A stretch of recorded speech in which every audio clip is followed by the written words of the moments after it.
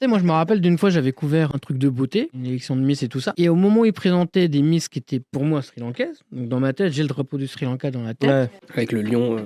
Voilà. Et en fait, quand elle arrive sur scène, c'est pas le même drapeau. Et en plus, justement, elle dit pas qu'elle vient du Sri Lanka. Très fort, ça. Très, très stylé. Très, très stylé. Et c'est là, d'un coup, tu sais, t'as un choc. Alors, parce que moi, j'ai pas d'amis sri lankais, donc j'en ai eu un au collège, mais c'était pas notre sujet de conversation, tu vois. Et puis, il m'a jamais vraiment. C'est pas l'âge pour parler de ça aussi.